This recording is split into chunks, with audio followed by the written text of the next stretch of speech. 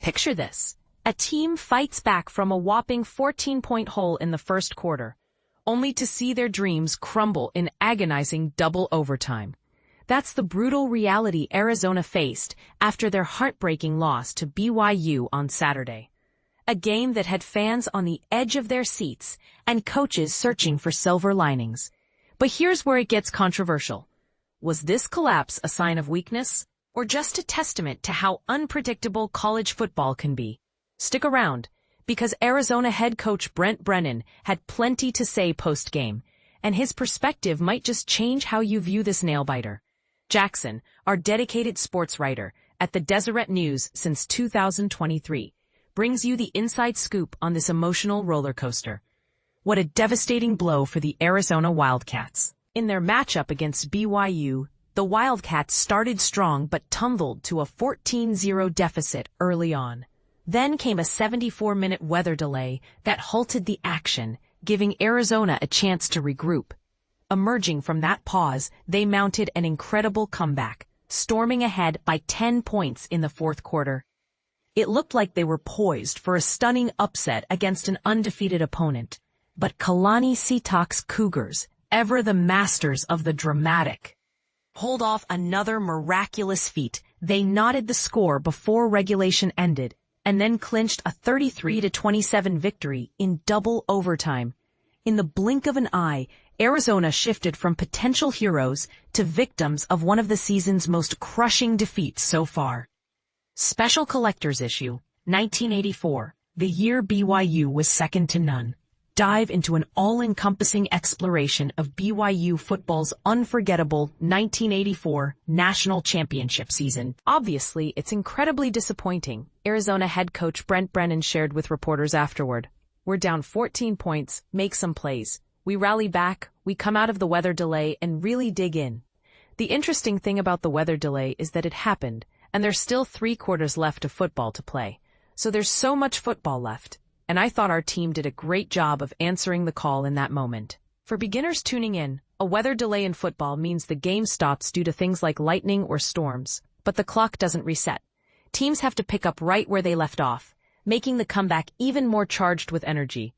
Brennan praised his squad for that resilience, but admitted the finish was tough.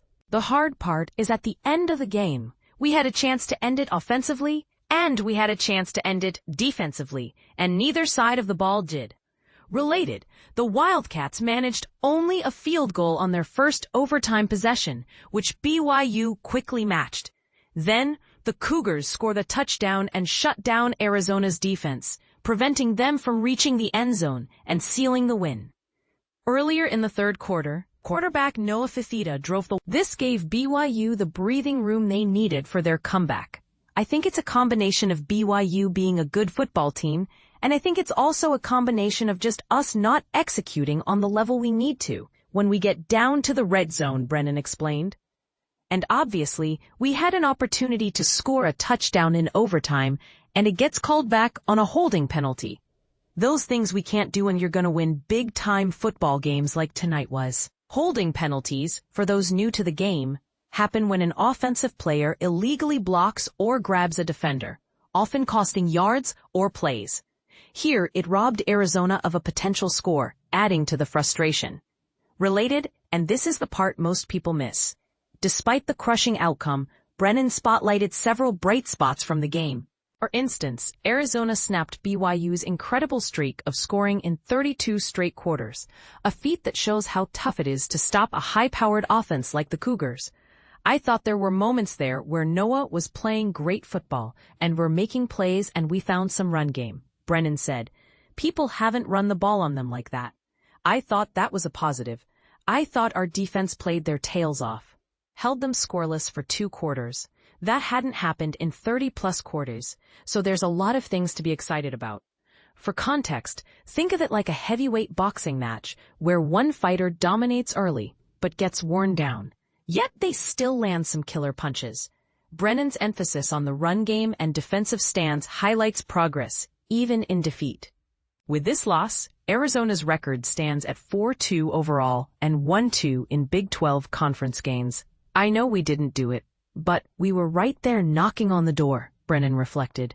As disheartening as tonight was, to me, there's a lot of positive in that game, and we need to be excited about that too.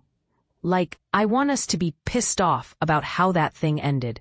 We should be, but we should be excited about the fact that we stood toe-to-toe with one of the most physical teams in our conference and slugged it out into overtime.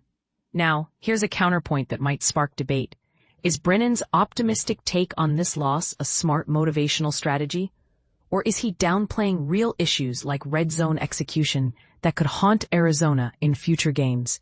After all, in a sport where momentum shifts can decide titles, overlooking weaknesses might be risky. What do you think? Should coaches always highlight positives, or is it better to confront flaws head-on?